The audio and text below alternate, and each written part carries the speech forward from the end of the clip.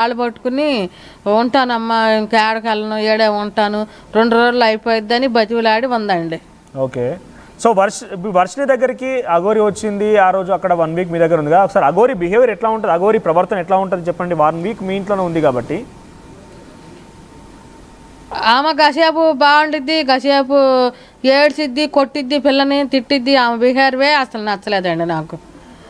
మరి మీ బిడ్డ పైన మా ముందలే పిల్లల్ని కొట్టడము, మా ముందలే అన్ని గిరాట్లైటు, మీ బిడ్డ పైన ముద్దులు పెడతాం.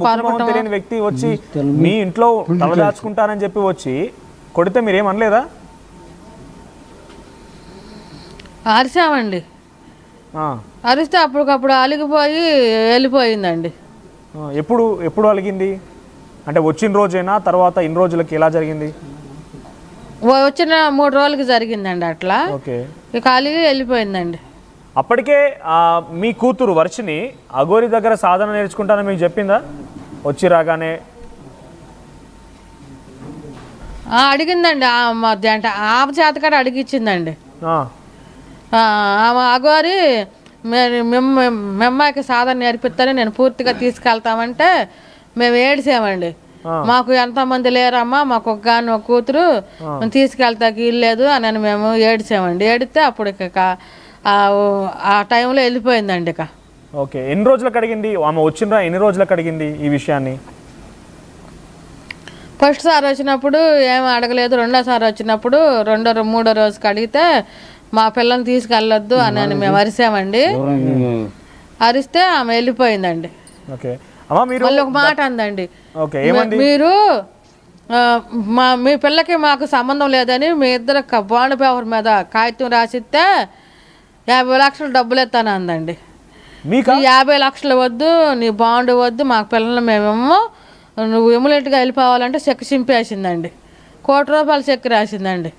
₹1 కోటి ఇస్తానన్నా మీ వర్షిని ఇవ్వడం కోసం? అవునండి. అనే చెక్ కాడ రాసిద్దండి. చెక్ కాడ రాసేసిందండి. మిమ్మల్ని ఏమని సంతకం అసలు మేము అన్ని వేసుకున్నామండి. అమ్మో మాకు వర్షినికి సంబంధం లేదు, పూర్తిగా అమ్మ చేతిలో పెట్టేస్తున్నామని సంతకం పెట్టమందండి. ఎప్పుడు రెండోసారి వచ్చిన రోజు? రెండోసారి వచ్చినప్పుడు మాకు భయం వేసిపోయి మా పిల్లోడు కానీ మేము కానీ నా పిల్లలేని రూపాయి మాకొద్దు, ఈ పాపిష్టి రూపాయి మాకొద్దు, పిల్లలు నమ్ముకున్న రూపాయి మాకొద్దు అని మేము ముగ్గురు ఏడిసి చెక్కి చింపేసామండి. అంటే ఎందుకు అలా అడిగింది? అంటే ఏమైనా పూజలు చేయాలని ఆలోచనతో ఉందా? వర్షిని పైన ఏదైనా పూజ ప్రయోగిద్దామని ఆలోచనలో ఉందా? ఎందుకు అలా అడిగింది? అంటే తనకు ఒక అమ్మాయి అవసరం ఏమొచ్చింది? ఏమొచ్చిందంటే ఈ పిల్లని బాడీ గార్డుగా వాడుకుని పిల్లని చెడిపోయాలని అమ్మేసుకోవాలని చూసిందని మేము అనుకుంటున్నామండి. Please give me mouth sir. Right, ఒక్కసారి మీరు మాట్లాడండి. తిరుమల కోటయ్య గారు, ఏంటి మీ దగ్గర నుంచి మీ కూతుర్ని కొనుగోలు చేయాలని ₹1 కోటి చెక్కు కూడా ఇచ్చిందని మీ సతీమణి గారు చెప్తున్నారు. సో ఏంటి మీ కూతుర్ని ఎందుకు అఘోరి కొనుగోలు చేయాల్సి వచ్చింది? నమస్తే అండి. 1 కోటి కాదు సార్, 1 కోటి కాదు, 3 కోర్స్ చెక్కు. 3 crores చెక్? 3 కోర్స్ చెక్, 1 కోటి కాదు. 3 కోర్స్ చెక్ రాస్తే ఆ చెక్కు మాకు వద్దని చెప్పి నా కొడుకు నా కూతురు ఉద్దేశించేశారు.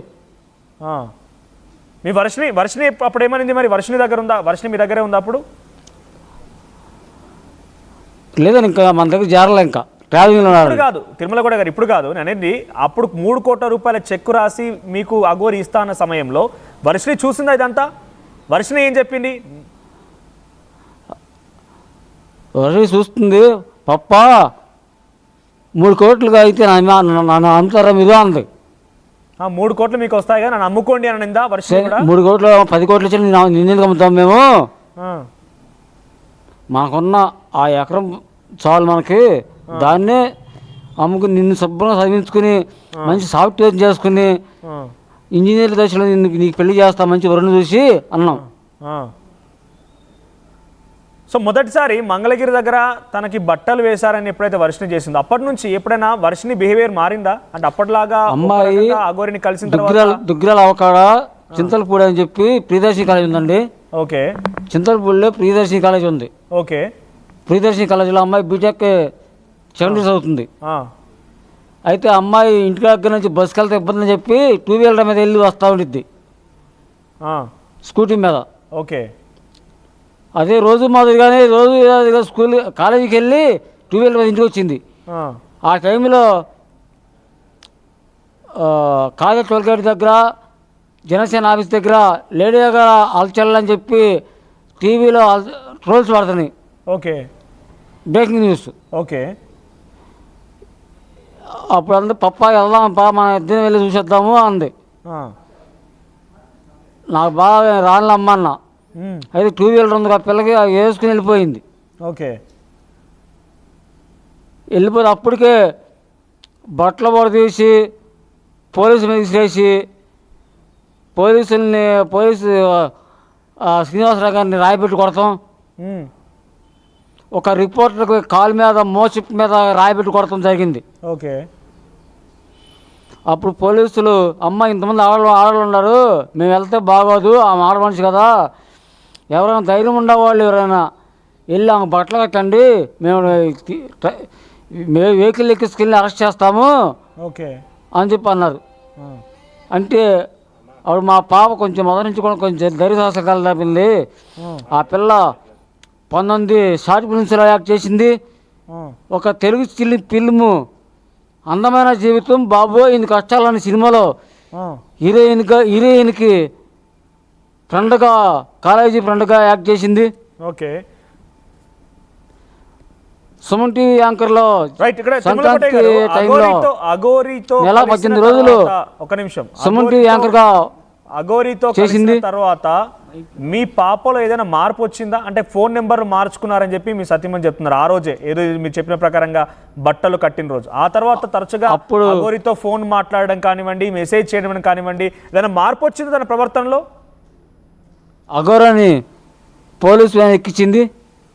ఆ అఘోరతో పాటు కూర్చుని పోలీస్ స్టేషన్ దాకా వచ్చి ఆ అఘోరాన్ని అరెస్ట్ చేసినాక అఘోర వెహికల్ కూడా పోలీసు స్టేషన్కి వచ్చారు.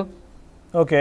చెడిపోయిన వెహికల్ని వాళ్ళ వ్యాన్ ఆ పోలీస్ వెహికల్కి కట్టుకొని తీసుకొచ్చారు. ఓకే.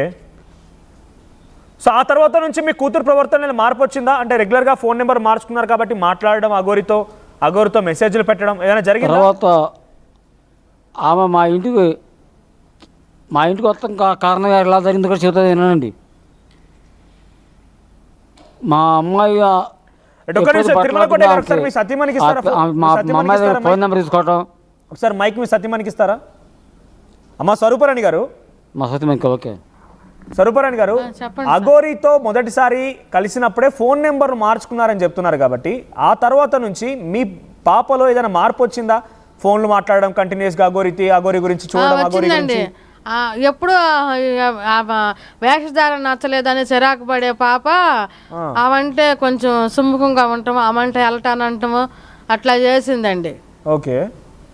మీరు వారించలేరా? ఏంటి ఇదేం పని, ఆయన గురించి ఎందుకప్పుడు చూస్తున్నావు అని ఫోన్ వాదించామండి. వద్దు, అసలు మనకు వద్దమ్మా, ఆ సన్యాసి వద్దు, నువ్వు శుభ్రంగా చదువుకో, నీకు మంచి లైఫ్ని ఇస్తాము, నువ్వు ఇంజనీరింగ్ చేసుకుంటే నీకే మంచి లైఫ్, 30,000 40,000 వస్తాయి, దాని తగ్గ వరిని తెచ్చి మ్యారేజ్ చేస్తాము, నువ్వు సెటిల్ అవ్వు, నువ్వు అట్లా ఆలోచించబాకు అని అన్నారు.